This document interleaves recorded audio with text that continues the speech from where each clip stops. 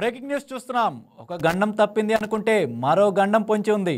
బంగాళాఖాతంలో మరో అల్పపీడనం ఏర్పడడంతో జిల్లాలో మళ్ళీ భారీ వర్షాలు మొదలయ్యాయి. శుక్రవారం జిల్లాలో మోస్తరు నుంచి పలు మండలాల్లో భారీ వర్షాలు కురిశాయి. సరాసరి నెల్లూరు జిల్లాలో 65.3 మిల్లీమీటర్ల వర్షపాతం నమోదైంది. మరో అల్పపీడనం ప్రభావంతో ప్రజలు రానున్న 4 రోజులు అప్రమత్తంగా ఉండాలని వాతావరణ శాఖ హెచ్చరికలు జారీ చేసింది. నెల్లూరు జిల్లాలో తుఫాన్ ప్రభావంపై తీర ప్రాంతం నుంచి మా స్పెషల్ కరెస్పాండెంట్ నాగతేజ్ లైవ్ అందిస్తారు. Right, good afternoon Nagatej. ప్రస్తుతం వాతావరణం ఎలా ఉంది?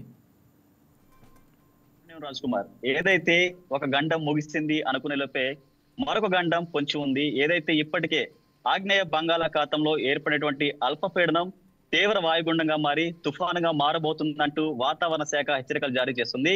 ఈ నేపథ్యంలో రానున్నటువంటి 3-4 రోజుల్లో భారీ నుంచి అతి భారీ వర్షాలు ఉంటాయి. అయితే ఈ యొక్క తుఫాన్కి ఇప్పటికే ఐఎండి ఏదైతే భారత వాతావరణ శాఖ కూడా మోంతా తుఫాన్ గా కూడా నామకరణం చేసింది. ఈ నేపథ్యంలో రానున్నటువంటి రోజులు చాలా కీలకం, చాలా తీవ్రమైన పరిణామాలు ఎదుర్కొనే పరిస్థితి ఉన్న నేపథ్యంలో జిల్లా అంతా కూడా ఏదైతే ఇటు రాష్ట్ర వ్యాప్తంగా ఉన్నటువంటి ప్రధాన ఏదైతే తుఫాను ప్రభావిత ప్రాంతాలు ఉన్నాయో అన్ని కూడా పూర్తి స్థాయిలో అలర్ట్ చేసిన పరిస్థితి కల్పిస్తున్నాయి. ప్రస్తుతం నేను నెల్లూరు జిల్లాలో ఉన్నటువంటి తీర ప్రాంతం ఏదైతే ఉందో సముద్ర తీర ప్రాంతం తుమ్మలపెంట తీర ప్రాంతంలో ఉన్నాను. ఒకసారి మనం వైకే టీవీలో కూడా ఎక్స్క్లూజివ్ గా ఒకసారి మనం చూసే ప్రయత్నం చేద్దాం. ఈ యొక్క తుఫాను హెచ్చరికల నేపథ్యంలో గత వారం రోజులకు కూడా జిల్లాపై పూర్తి స్థాయిలో వర్ష ప్రభావం కనిపిస్తుంది. మోస్తారు నుంచి భారీ వర్షాలు కూడా నెల్లూరు జిల్లాని ముంచివేసిన పరిస్థితి నేపథ్యంలో విజువల్స్ మనం చూస్తున్నాం. ఇప్పటికే కూడా ఏ ఒక్కరు కూడా వీకెండ్లు అంటే సాధారణంగా సెలవు ప్రాంతాల్లో కూడా సెలవు దినాల్లో ఎక్కువగా తీర ప్రాంతాలకి పబ్లిక్ వస్తూ ఉంటారు, సేద తీరుతూ ఉంటారు, సరదాగా ఎంజాయ్ చేస్తూ ఉంటారు. ఫ్యామిలీస్ చిన్నారులు కూడా తీర ప్రాంతానికి తరలి వచ్చే పరిస్థితి. అయితే ఈ యొక్క తుఫాన్ నేపథ్యంలో కూడా చాలా నిర్మానుష్యంగా కూడా మనకి సముద్రం కనిపిస్తుంది. ఏ ఒక్కరు కూడా జనసాంద్రత కూడా సముద్ర తీర ప్రాంతాల వద్ద కనిపించట్లేదు. మరోవైపు గత వారం 10 రోజులుగా కురుస్తున్నటువంటి వర్షపాతం నేపథ్యంలో ఇప్పటికే జిల్లాలో వర్ష ప్రభావంతో కూడా జనజీవనం స్తంభించిన పరిస్థితి. రోడ్లన్నీ కూడా వర్షంతో కూడా పూర్తి స్థాయిలో నీట మునిగినాయి. మరోవైపు లోతట్టు ప్రాంతాల్లో వర్షపు నీరు చేరడంతో కూడా రాకపోకలకు ప్రజలు ఎన్నో ఇక్కట్లు ఎదుర్కొనే పరిస్థితి.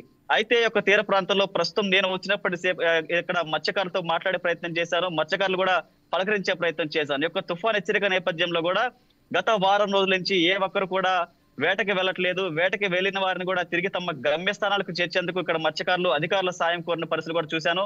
అయితే ఇప్పటికీ వాతావరణం ఏర్పడిన అల్పపీడనం దృష్ట్యా కూడా సముద్ర తీర ప్రాంతంలో బోట్లను ఒడ్డుకు చేర్చుకున్నారు. పూర్తి స్థాయిలో పగడ్బందీగా ఎక్కడ ఏర్పాట్లు చేసుకున్నారు. మరోవైపు జాలర్లు ఎవరైతే కొద్దిమంది సముద్ర తీరకి కొద్ది దూరం వెళ్ళి ఉన్నారో వేటకి వారిని కూడా తిరిగి తమ గమ్యస్థానాలకు చేరేందుకు ఇక్కడ మత్స్యకారులు కూడా అన్ని ఏర్పాట్లు చేస్తారు. మరోవైపు తీర ప్రాంతంలో ఎలాంటి చర్యలు తీసుకుంటున్నారు అధికారులు? తీర ప్రాంతంలో ఇప్పటికే ఇటు జిల్లా కలెక్టర్ హిమాంశు శుక్లా గత అల్పపీడనం ఏర్పడి నుంచి కూడా పూర్తి స్థాయిలో హెచ్చరికలు జారీ చేశారు. ఏ ఒక్కరు కూడా వేటకి వెళ్ళవద్దు, వేటకి వెళ్లిన వారు ఎవరైతే ఉంటే తిరిగి తమ గమ్యస్థానానికి చేరుకోవాలని ఈ యొక్క అల్పపీడనం ఏర్పడే నేపథ్యంలో ఈ యొక్క తుఫాను యొక్క ముగిసేంత వరకు కూడా వేటను నిషేధించిన పరిస్థితులు ఉన్నాయి.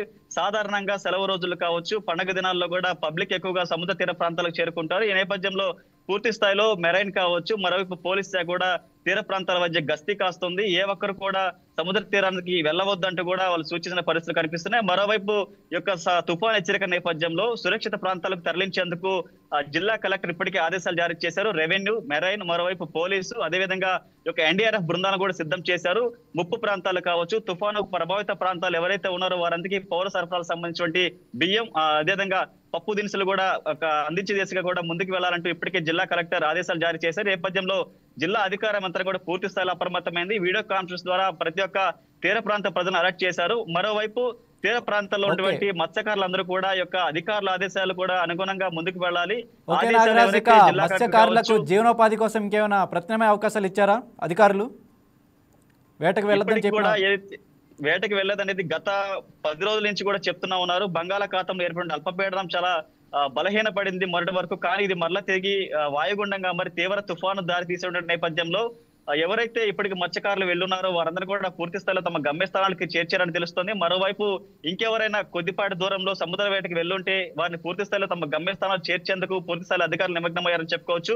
అయితే ఇప్పటికీ ఉన్నటువంటి ఎలాంటి ప్రమాదకాలు ఇక్కడ జరిగినట్టు పరిస్థితి లేదు. పూర్తి స్థాయిలో మత్స్యకారులందరూ కూడా ముందస్తు చర్యలు చేపడుతున్నారు, ముందస్తు జాగ్రత్తలు చేపడుతున్నారు. కొద్దిపాటి దూరంలో ఉన్నటువంటి తమ పడవలు కావచ్చు, జాలర్లు కావచ్చు పూర్తి స్థాయిలో వేటలు నిషేధించి కూడా తమ ఏదైతే అధికారులు ఇచ్చిన ఆదేశాలు కనుక ముందుకెళ్తారో, మరోవైపు తుఫాను ఉన్నటువంటి నేపథ్యంలో ఈ 10 రోజుల పాటు తమకి జీవన విధానం పూర్తిగా కోల్పోయాము. ఎందుకంటే మత్స్యకారులందరూ కూడా తీర ప్రాంతాల్లో చేపల వేటపై ఆధారపడి తమ జీవన విధానాన్ని కొనసాగిస్తారు కాబట్టి ఈ 10 రోజుల తుఫాన్ నేపథ్యంలో తమకు జీవన విధానంపై నష్టపరిహారంగా ప్రభుత్వం ఏదైనా చర్యలు తీసుకుంటే బాగుంటుందని చెప్పేసి మరోవైపు మత్స్యకారులు కూడా అధికార యంత్రాంగాన్ని కోరుతున్న పరిస్థితి కనిపిస్తా ఉంది. అయితే మరోవైపు ప్రధానంగా ఇటీవల కురిసిన వర్షాల ప్రభావంలో కూడా జిల్లాలో కొన్ని వేల హెక్టార్లు కూడా వ్యవసాయ రంగం పూర్తిగా నష్టపోయిందని చెప్పుకోవచ్చు. ప్రధానంగా వరి సాగు చేశారు, ఎడగారి కావచ్చు, మరోవైపు వేరుశనగ పంటలకు సంబంధించి పూర్తి సంఖ్యలో కూడా వాతావరణానికి సంబంధించి ఏదైతే ఈ సీజన్ కు తమకు పంటకు మరింత అనుభూతి కలిగిస్తున్న నేపథ్యంలో వాతావరణానికి సంబంధించి వ్యవసాయ రంగం కూడా ముందుకెళ్లింది. అయితే ఈ యొక్క కురిసినటువంటి వర్షాల నేపథ్యంలో వేల హెక్టార్లు కూడా మరోవైపు వ్యవసాయ రంగం నష్టపోయింది. దీనిపై ఇప్పటికే ఒక నివేదికను రెడీ చేస్తున్నారు. వ్యవసాయ కావచ్చు, రెవెన్యూ శాఖ పూర్తిస్థాయి గ్రామాల్లో పర్యటిస్తున్నారు. అక్కడ ఉన్నటువంటి పంటలు ఏ విధంగా నష్టపోయారు, ఏ పంట వేశారు, ఎంత సాగు చేశారు, ఎన్ని ఎకరాలు తమ నష్టపోయారో ఆ నివేదికను కూడా రూపొందించి ప్రభుత్వం దృష్టికి వెళ్లి మరోవైపు వ్యవసాయ రంగానికి నష్టపోయిన రైతులకు ఆర్థిక సాయం అందించే దిశగా భరోసా కల్పిస్తున్న పరిస్థితి కనిపిస్తున్నాయి. మరోవైపు ఏదైతే ఈ యొక్క భారీ వర్షాల నేపథ్యంలో ఇప్పటికీ ఎగువ ప్రాంతం ఏదైతే అన్నమయ్య జిల్లా కావచ్చు, చిత్తూరు, కడపలో కురిసిన భారీ వర్షాల నేపథ్యంలో సోమశిల జలాశయానికి నిండుకొండ తలపిస్తుంది. ఇప్పటికే 60.500 పైగా టీఎంసీల నీటి మట్టం చేరుకుంది. ఈ నేపథ్యంలో పెన్నా డెల్టాకు యొక్క వరద ప్రవాహం పెరగడంతో కూడా వరద ప్రవాహం కొనసాగుతున్నది. ఎప్పటికప్పుడు మనం కూడా వైకే టీవీలో కూడా యొక్క బ్రేకింగ్ కావచ్చు, స్క్రోలింగ్ లో పబ్లిక్ తెలియజేసే పరిస్థితులు మనం చూస్తున్నాం. అయితే అక్కడ ఉన్నటువంటి అధికారం యంత్రాంగం కూడా యొక్క రానున్నటువంటి తుఫాన్ నేపథ్యంలో భారీ వర్షాలు ఉండే పరిస్థితి కనిపిస్తుంది. నేపథ్యంలో సోమశిలకు ఎగువ ప్రాంతం నుంచి వరద మరింత ఉధృతి కొనసాగి ఉంటున్న నేపథ్యంలో పెన్నా పరివాహక ప్రాంత ప్రజలు కూడా పూర్తి స్థాయిలో యొక్క అధికారంతరంగా అప్రమత్తం చేసింది. ఎప్పటికప్పుడు సంఘం కావచ్చు, పెన్నా డెల్టాలో ఉండే పరివాహక ప్రాంత ప్రజలు కూడా పూర్తి స్థాయిలో సురక్షిత ప్రాంతాలు తరలించేందుకు కూడా యొక్క అధికారంతరంగా రెడీగా ఉందని చెప్పుకోవచ్చు. Right Nagaraj, thank you.